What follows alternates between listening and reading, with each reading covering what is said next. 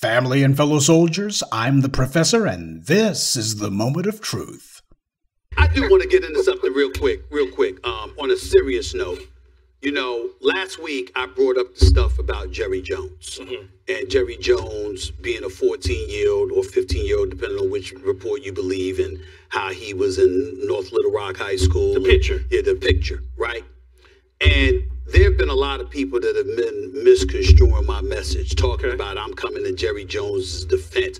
What was he doing there, Stephen A? What I said was, it's a still picture of a 14-year-old from 66 years ago. I stand by what I said last week, but I only bring up that subject to say this. This ain't the necessary platform to go where I'm going to go in terms of some black folks in our community talking smack. And so there's certain things that I want to address. You know what? People run their mouths and they talk a lot of stuff with their podcasts and all of this other stuff. Yeah, I got a television show, but I got a podcast too.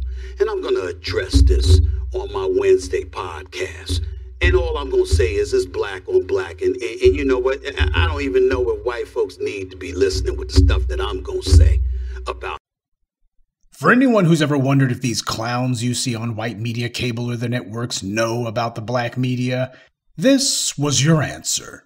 So Stephen from Django, Stephen Asinine Smith, has gotten his camel nose bent out of joint. He's mad because black podcasters, as he calls us, are telling people all about his bootlicking for Jerry Jones, and Stephen Smith is now threatening to talk about it on a podcast that nobody listens to. Well, I for one am shaking with laughter. You just know that some of his co-workers at the network were probably some of the folks that he's running interference for, told him all about how he's getting punked online and on the internet, and that hairline of his receded another half-inch before he gathered himself and came up with this bright idea. And now he's desperately trying to get some traction for his podcast. You know, I didn't even know he had a podcast. You want to know why? Because absolutely nobody listens to it. And the only reason we even know that Stephen Smith exists is because the folks at ESPN keep putting him on the air, at least for the time being. Now, the fact that he had to tell people that he had a podcast means that even he knows it doesn't matter. So it's no surprise the bootlick is clout chasing. That's how these turncoats operate.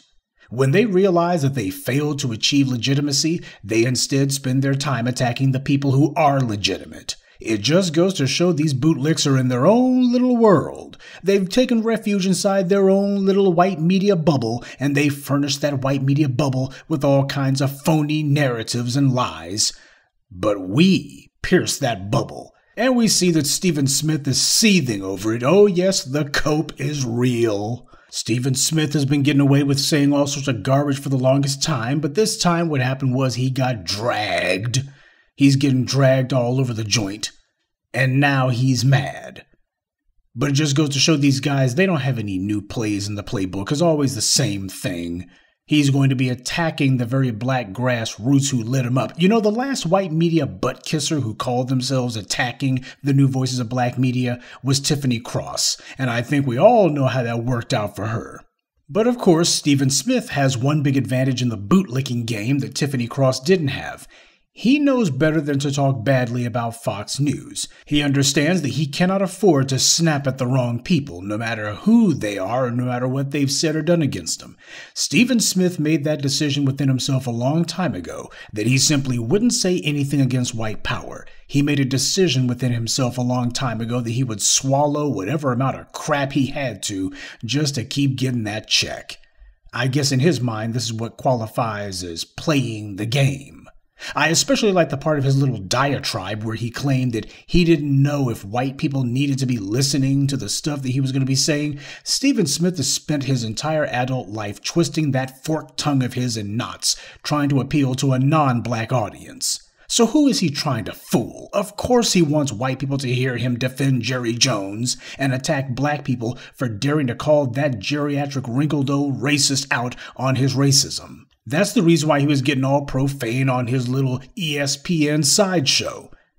of their cursing and such, I'm mad. He ain't mad with Jerry Jones for all the crap Jerry Jones has done. He's mad with the black grassroots for calling it out. That's what makes him mad. So you know what he's doing. He's performing for the white powers that be. Master, I want you to know I'm going to go ahead and put my foot in their behinds. I mean, somebody need to check them, and I'm going to check them. That's what Stephen Smith is doing. Because he desperately wants to continue getting a pat on the head, and that being the case, he'll do anything to get it.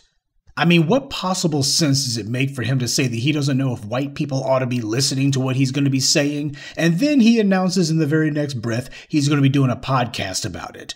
It's just more of him putting on a show for the benefit of whatever anti-black racist in the white media that he's trying to get a check from, just to show them, see, I'm solidly on board, man. I'm solidly on board, master. That's what he's doing. This is how Stephen Smith managed to stay on the white media payroll for this long, by slithering on his belly. Oh, and just for the record, Stevie, when you said your podcast was going to be black on black, actually, Smith, you're a bootlick, and bootlicks are yellow. Stephen Smith doesn't have a problem bowing and scraping every day of his life. Considering that he's a snake in the grass, he's already down there. He might as well do some tricks for masses' amusement while he's at it. And the second example of how you just can't fix stupid is Stewart Rhodes. Stewart Rhodes is the white Latino leader of the Oath Keepers. You remember them. These are the clowns who were former law enforcement or former military, so they got together to form their own little militia. And they were the ones who took part in helping to storm the Capitol last year. Well, Stewart Rhodes, for all of his valiant daydreams of how he was going to be starting a second American Revolution, he's been convicted of seditious conspiracy for his troubles.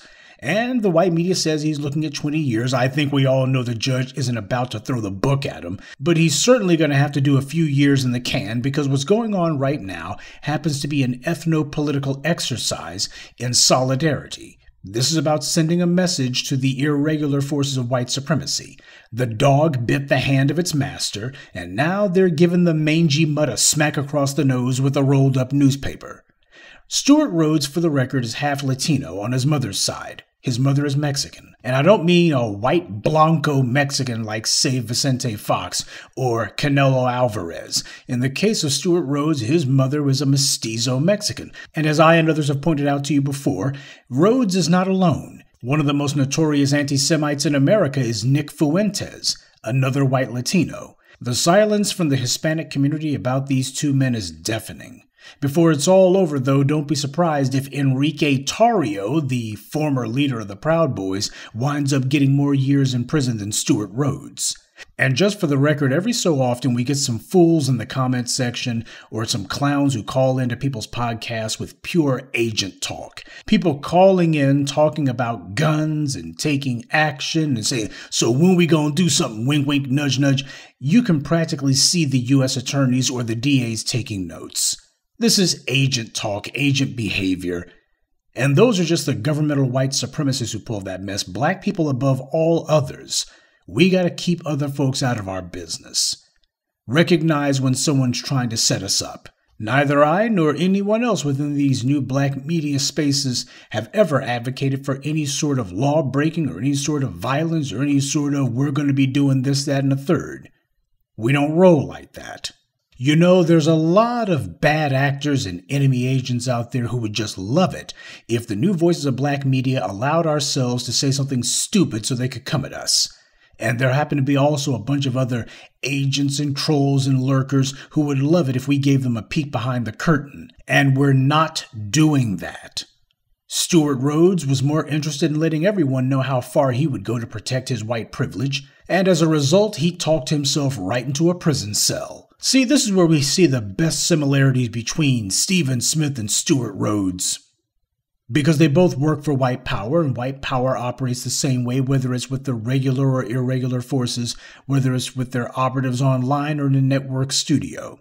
These white supremacists have created spaces where they convince themselves that the only people who are there are their fellow white supremacists, and Stewart Rhodes found out he was wrong. But the same also goes for Stephen Smith. He figured because the white producers and administrators at ESPN control who gets to get on the set of their network show, that means that they also control who watches it too.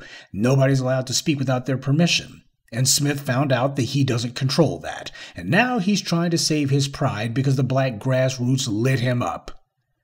The lesson here is that unless it's business, it doesn't pay to advertise. Stephen Smith and Stuart Rhodes have a number of traits in common. They both are willing to be violently disagreeable and hostile in order to protect the white powers they work for. And the other big thing that those two have in common, because they both talk too much, they wound up putting someone else's foot in their mouths. Good day, and be one. I'd like to take a moment to mention some of our contributors: Imani Metendaji, Larry Amayo, James Stiles, Mouse, and Melvinia Miles. Salute to them, and thank you to everyone for listening, liking, and sharing this message. Black empowerment only exists because of you.